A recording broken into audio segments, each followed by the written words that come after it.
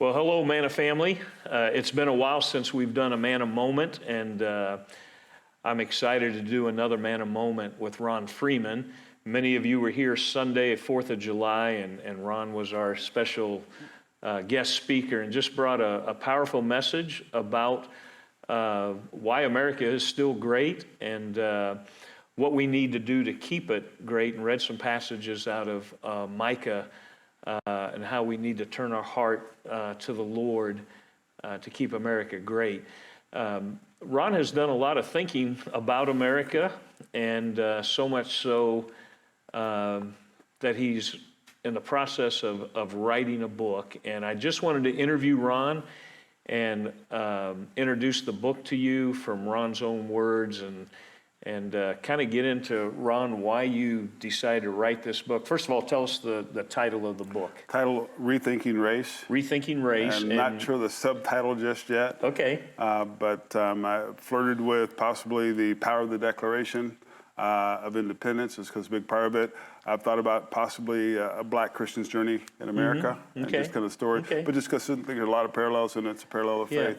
So the title, well, first of all, how soon are you away from publishing this book? I'm hoping to have it published by end of July, middle of August. Okay, so great. Soon. And so just the title, Rethinking Race, begs the question, why do we need to rethink race? Good question. No, and it really was my journey that I began to rethink race. And I've kind of lived in this, perhaps some would say a bubble, where I felt like there's we're friends, and there's no racial tension. There's nothing there that's going to create a problem. About 3 years ago, I was doing some consulting work with the local school district. Superintendent actually asked me a very pointed question. He said, "Can your training prove that this community is racist?" And I said, no, because my work is, I transcend those So they were wanting, for their own purposes, to prove that they were living in a racist community. There was an agenda for sure. And when I said no, he didn't want, he no longer needed me as far as the training was concerned. And ironically, not ironically, I think it's very well planned, the very next week, big articles in local newspaper that this community is racist. And I thought, are you kidding me?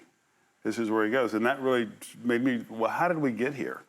And then you really start thinking about the American journey, and it's really rather remarkable when you think about it. And so I look at things, we hear about how there's systemic racism. And without a question, through Jim Crow, there was definite systemic racism. Sure.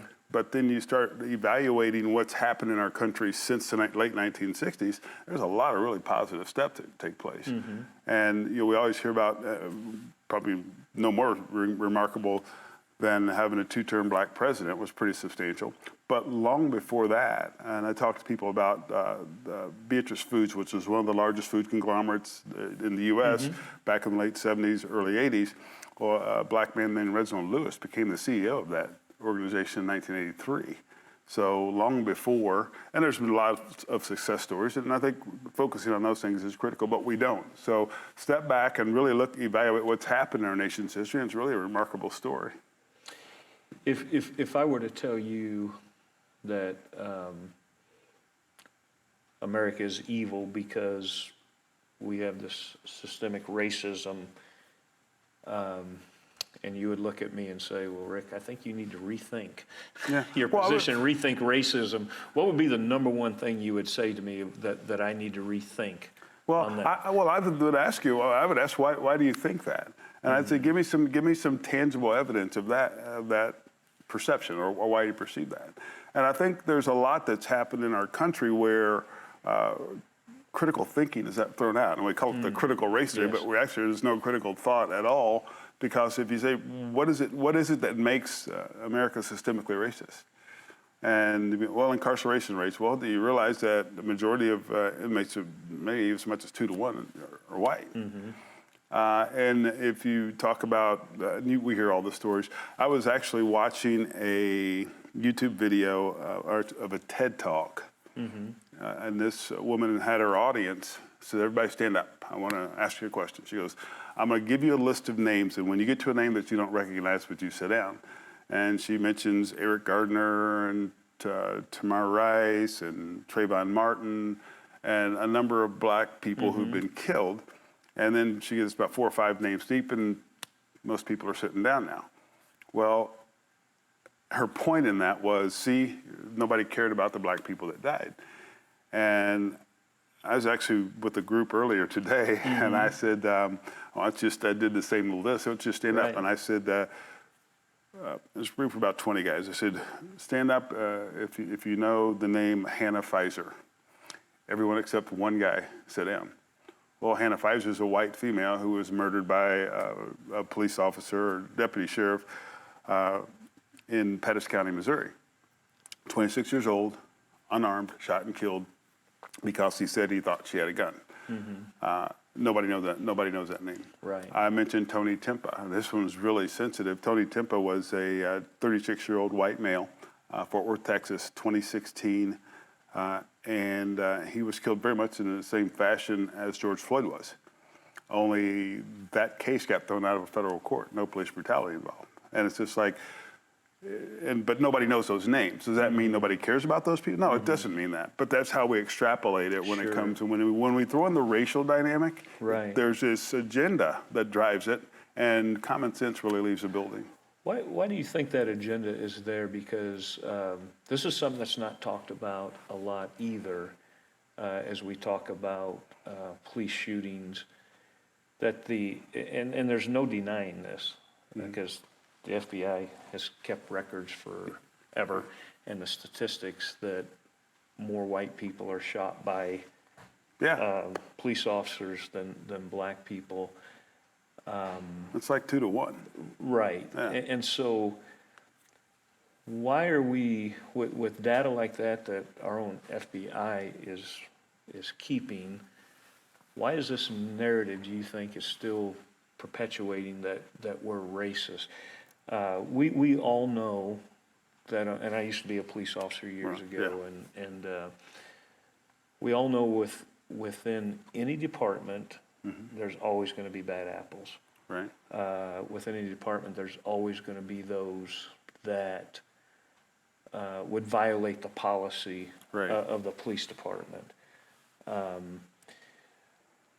We know in the George Floyd case, as an ex-police officer, I can clearly, the first time I saw that video, I was like, oh my goodness. Yeah.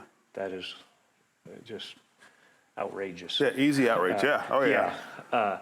So it's like that's not enough. We're all outraged by that. We're all outraged by those egregious conduct that doesn't have any place in society.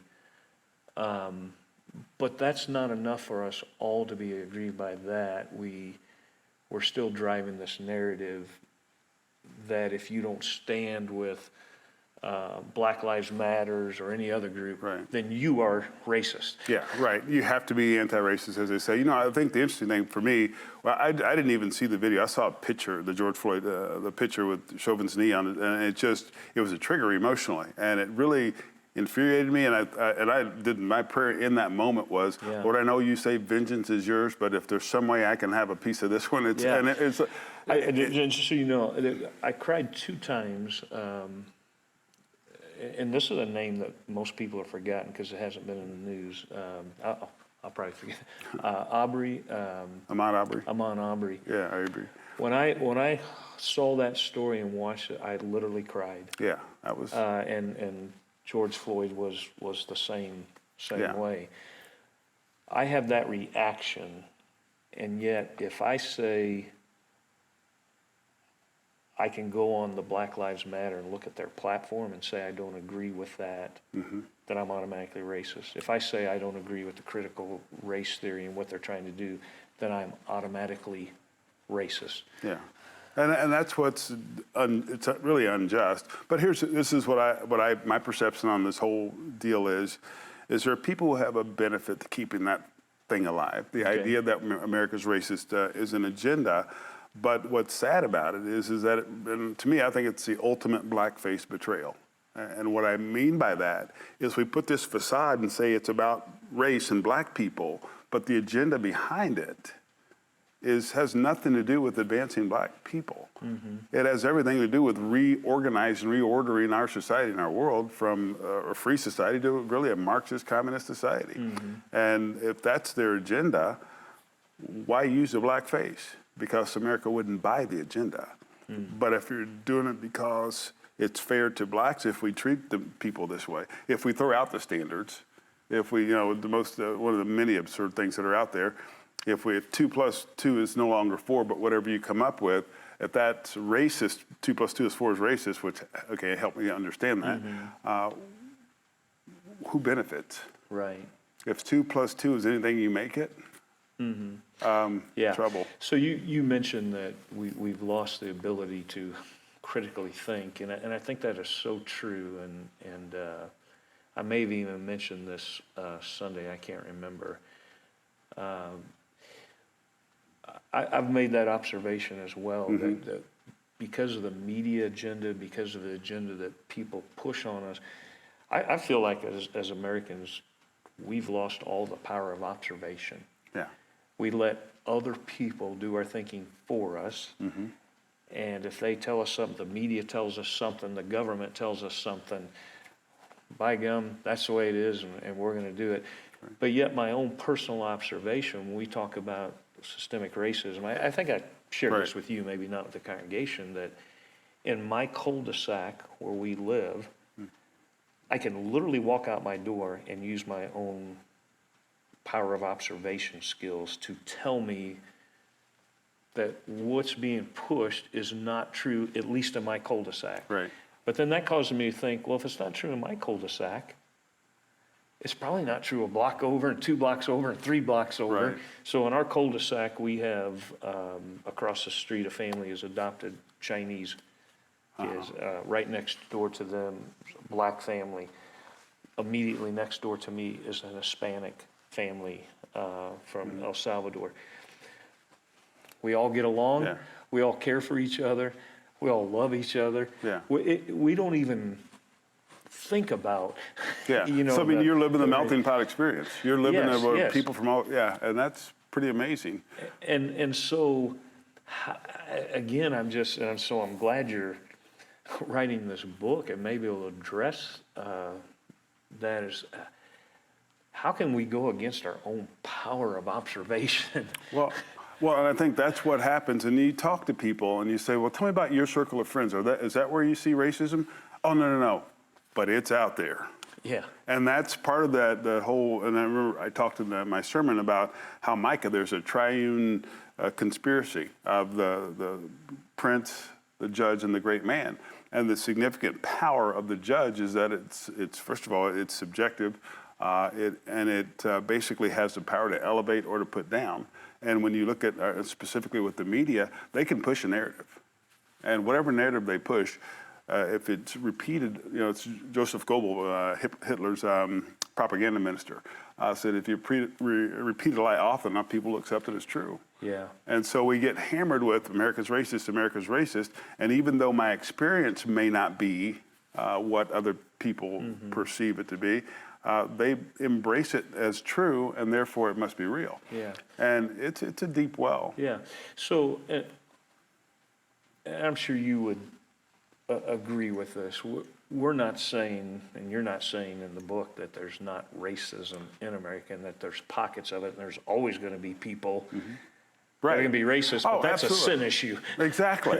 Yeah, and that's that's one of the things that if you challenge them, well, you're saying there's no racism. No, there is racism. And you know what? Sometimes it's a black person that's a racist. Sometimes it's an Asian person that's a racist. Sometimes it's a white person that's a racist. People are out there. There's Archie Bunkers and George Jeffersons all over the place. And that's a part of a reward, but it's not the driver. Right. And I think that's one of the things you often say in some circles, that if don't judge all black people by that one person that committed this act or that act. And I think in the same way, don't condemn an entire industry, police officers, because of what a few idiots do. Right. When hold them accountable for sure, but don't tarnish the whole thing. And certainly don't brand a nation as racist based on a few people's actions. Right. And I really do, and I mentioned this in my sermon, I think the single most heroic act in human history might be the American Civil War, because you had a country that sent over 500,000 of its own to die for the liberation of black people. And I challenge people in different circles, tell me another nation in the history of mankind, the known history of mankind, that sacrificed 500,000 of its own for the emancipation of the slaves that they controlled. Yeah. And that's a remarkable testament. And when you talked about that Sunday, I was reminded, and I've often thought this, as this agenda is being pushed that we're a racist country. I thought, well, what about all those states in the North that they conveniently leave out? Absolutely, yeah. So, yeah, and one of the other things that people don't realize, and we all know this is to be true, is that we hear about Harriet Tubman and the Underground Railroad, phenomenal accomplishment, but there were whites that worked along as well. In fact, there's a guy named Isaac Hopper that really kind of got it started before Harriet Tubman was born, and obviously she took it to went to the next level. But there's cooperation. Yes. There are people of goodwill, and to me, that's where we, the church, have to be. absolutely. Is that as believers we come together and we walk it out. And I can promise anybody in our church, if we see blatant racism, we're going to call it out. Right. Because it's sin. We should, yeah. It's absolutely sin. We are to, according to Philippians, we are to esteem every person above ourselves. And there's no qualifier in there Right. of race, color, creed. And so if we're going to esteem every person above ourselves, we'll call it out. But to say our whole country Right. is a racist country is a whole nother subject. You mentioned that, you have blacks that are racist, you have whites that are racist. I was a missionary in Africa, and I was in 15 different countries, and a lot of racism in Africa. Right. Yeah. They're all the same color. Yes. They're all black, and it's all along tribal lines. Yes.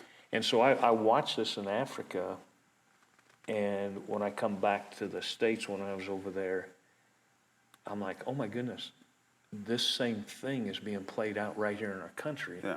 It's now about tribalism. It's tribalism. It's about Absolutely. what side are you on? Are you on this side? And if you disagree with this, then you're not one of us, and you're to be hated, and you're to Right. Yeah. I mean, totally against. It's anti-Christian. yeah, it really is, and it's disturbing as you watch. Even the church gets caught up in it. Yes. And wants to take a side. And when really the truth is, we should be the answer. I was in a pastor's meeting years ago. Probably, it's getting along there, about 30 years ago, actually. And we were focused on racial reconciliation in the Kansas City metropolitan area. And pastors, I'd say probably in the maybe 100 or so guys would get together on a monthly basis, and blacks, whites, Latinos, and we begin to get together outside of those monthly meetings for golf, for lunch, just socialize together. And a lot of really genuine friendships begin to emerge. And one Thursday morning, we're just really rejoicing over that. And you're watching grown men cry and hug each other. It's like, this is amazing what God is doing, and the bond. And somebody suggested that, let's go back and tell our congregations that of what's going on, what God's doing here. And several of the black pastors said, I can't tell my congregation that. And I think part of our racial struggle is that we've been feeding the notion that there's racism that's out to get you. And what has been sown, this is where the insidious evil comes in, is mistrust. We've been telling people you can't trust white people. We've been telling people you can't trust black people. Right. And so we have this level of mistrust. And if you really think about it, back in the Garden of Eden, what the enemy did to Adam and Eve, he convinced them, you can't trust God for what he said. Yeah. And you don't trust him, so you act against him, and therefore nothing ever, we all know the train wreck that became the Garden of Eden. Right. And when it comes to, if I don't trust you, I might smile on your face, but I will never make my heart vulnerable to you. You'll never truly be my brother. Sure. That's it. And it's like, that's not what God called us to. That's right. And, That's right. it's the Micah 6:8, which I mentioned in the sermon as well, that he has shown us what is good and what the Lord requires to do justly to everyone you can. You, not the system. Yes. You do Yes. justly. Yes. You love mercy, embrace mercy instead of judgment and hostility. And then walk humbly with God. Never presume that you know, and I know in my own life, when I know that I know, and I've been so self-righteous, I lose. I fail. I fall flat on my face. And it's like, so I'm going to be humble enough before God and say, Lord, I know I miss it. But see that guy over there? I want you to bless him. If you can use me to help bless him, I'm in. Let's go. And regardless of the skin color. And when the church takes that place, then we give ourselves a huge opportunity. If I served a God that had the same mindset that we have right now, in pushing this right, I wouldn't want to serve him. Right. Yeah. I'm so glad he said he so loved the world. Yeah, amen. Yeah. With no qualifiers. Yeah. And that's one of those amazing truths. And it's interesting is when he said in Abraham, all nations shall be blessed. And there's a promise for all nations. And a real striking testament of that. And we all know Israel, God's chosen people. In Galatians, when he talks about if we're in Christ, there's neither Jew nor Greek, Jew nor Gentile. The dramatic impact of that, when you understand that the Jews are God's chosen people. Right. And he's saying there's no distinction. When God's eyes, even there's a chosenness that we get from him. But we're grafted in, we're adopted into his family. We're part, and it's like, great. It's a remarkable thing. Philippians 1:6, when he said, I am accepted in the beloved. Yes. And that's where we miss it. If I can't accept you, I'm not walking in the spirit of truth. Right. And if you can't accept me for whatever reason, and when we willfully tarnish it by saying it's all about skin color, and this is, if we want to be honest human beings, there's some people that we don't like. And if you look at me and say you don't like me, maybe it's personality, but if the world says, yeah, you like him because of the skin color. Right. Well, the truth is there are probably, well, not probably, I know this, there are guys your color that you don't like. You don't, and some you don't trust. Yeah. Same thing with me. Yeah. So if you still go with the same title, Rethinking Racism, part of that rethinking, we have to talk about the critical race theory. Yeah. I'm sure that's going to be part of your book. Absolutely. Tell me a little bit about that. And well, and it's a governing philosophy that, in essence, simply by virtue of skin color, you oppress me by your presence. And that's really what's disturbing. And I remember that little conflict we had in the school district. They were considering an equity training firm. And I was involved, and I'm rethinking the processes now, and I actually go to their website to see what they do. Is this a local school district you're talking about? It is, And not here in Cass County, but you're talking about a local school district. Right, local school district, in Jackson County. Okay. And but this firm's website says their purpose or their mission is to undo racial oppression in schools.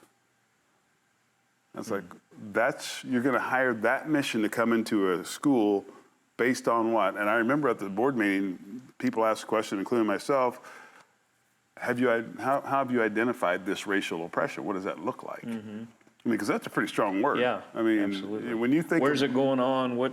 Yeah, exactly. Yeah. Where's this happening? And they could never. So we're not sure. We have, and it's like, well, why would you hire a firm that specializes in doing something? We need to come in. They need to tell us where it's at. Exactly.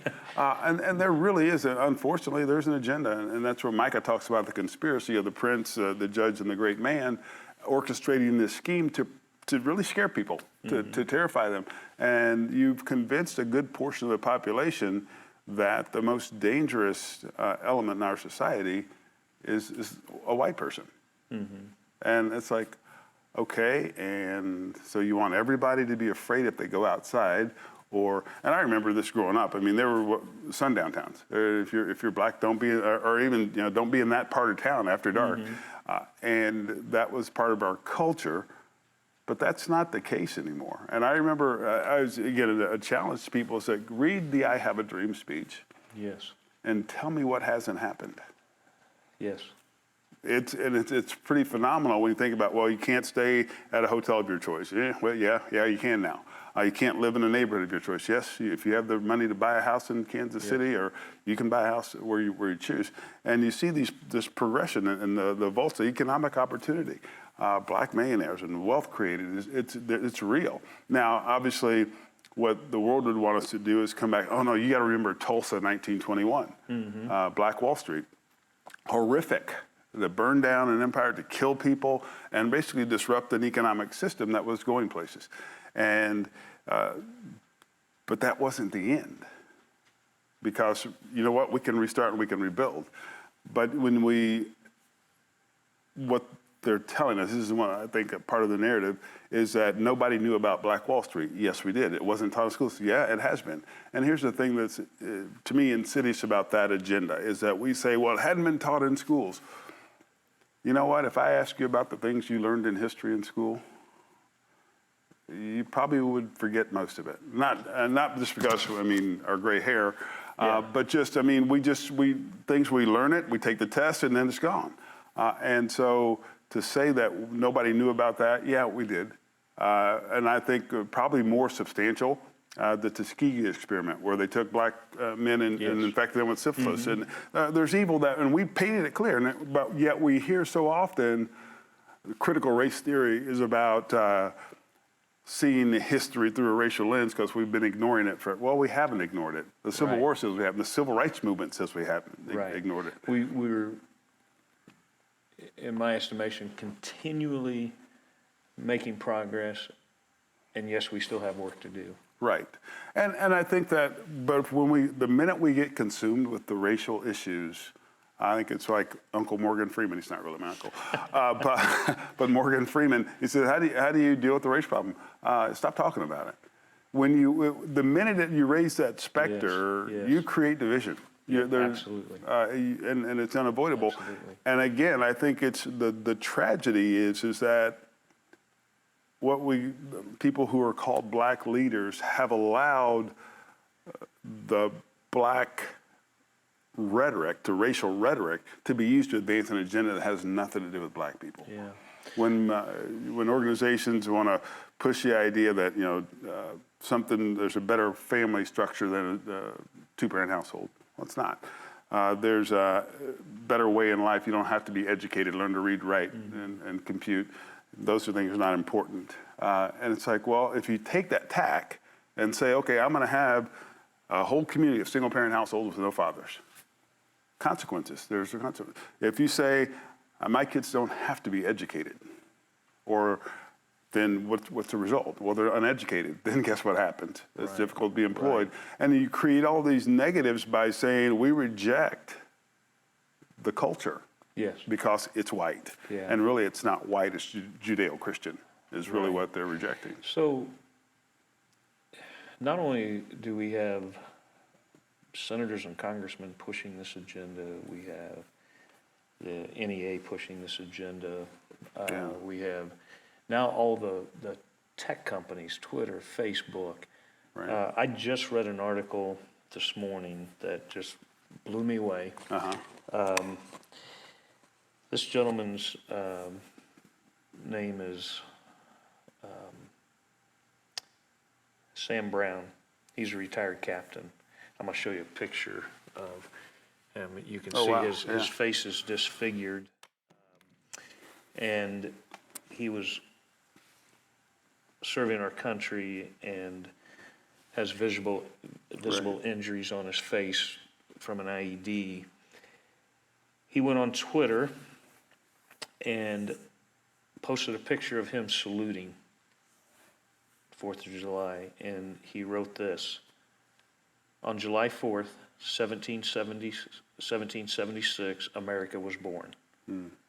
On July 4th, 2021, we're still the best country on the planet, as he was saluting. Yeah.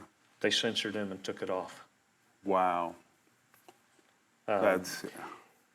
His remarks was, hey, Twitter, I didn't realize my face was sensitive content. Wow. he says, ironic considering I only have 3 tweets. I've only tweeted Right. 3 times, and I just filed to run for U.S. Senate only hours ago. Wow. Yeah. Unfortunately, that's and media the only manipulation. reason, obviously it wasn't because of his salute. It was because he had the audacity to write in 1776. Right. Yeah. And I think Instead of that's 1619. it's yeah. Well, and the thing is, it's we've been taught to hate our own country.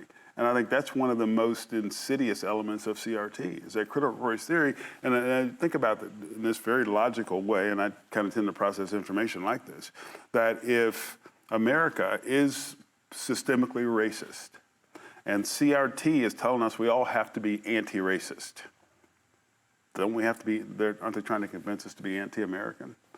Yeah, And I think that really is an agenda. because we're all Americans. Right, and we are. And it's like, okay, where would you rather live? And I think Right. people who buy into this notion that there's a better place out there fail to realize there's no other country on this planet that has the level of immigration that we do. Right. The people knocking on the door to get in here, if it's so bad, why do so many people want to come here? And if there's someplace better, why aren't there more people going? And I want to say I'd have to look at the statistics again, but I know we're in at least the top 5 countries that are sending aid Right. to other countries. Absolutely, yeah. And we live in a good country. I'm curious, Ron, what would you say to people that would say that, how dare you, Ron, you're a sellout. Well, You're not even representing your race. And yeah, I would say I'm not a sellout, I bought in. And I think that's really the difference is, I think people who buy what I call the theology of blackness, which is basically everything about me is about my skin color, you're doing a disservice to buying into what God has for your life. Because God is not about the pigmentation of any man. He's about I've got principles and values, and if you live by those principles and values, you're going to be blessed. Amen. That's what his promise is. And if I get into something other than that, I've sold out myself, really. And that's the big thing to me. And really the twisted logic of a sellout, it's corrupted, again, back to that critical thought issue. I've actually had 30-something white kids tell me that they knew the black struggle better than I did. Exactly. It's like, and they're serious as a heart attack. It's like, you don't understand what it means to be black. I'm like, what? And it's like, wow. And because they've been so thoroughly indoctrinated, yes. that they believe they know better than I know. So wait, I was born in 1960. I wanted to be a Black Panther because I saw the reality of what we were up against. And I learned, I grew, I thought, I saw, and I lived and experienced. And my worldview, you're going to try and invalidate it because it doesn't fit what you were told in college. Get out of here. Yeah, exactly. Exactly. So to wrap this up, and thank you for coming in today. Sure.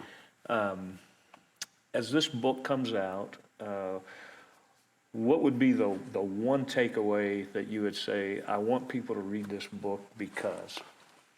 I want people to read this book because I think it shines a light on our countries, the virtue of our country. It's going to be honest about the warts and the things that were a part of it, but the bigger issues of where we're going.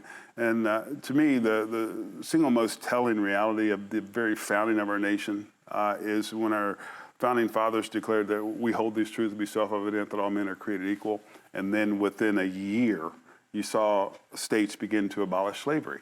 Mm-hmm. So it was very obvious of their intention as it concerns the race that they saw everyone as equal. Now, fleshing that out after basically 160 years of British colonies that left a way of life that, again, the British created, we had to dismantle and take that apart. And the Declaration of Independence was the beginning of that. And if we understand that that was a vision statement that we've been progressively moving towards, and man, we've made great strides, unparalleled on the planet, I would say, I don't think that's an exaggeration at all in terms of where our country has gone ethnically.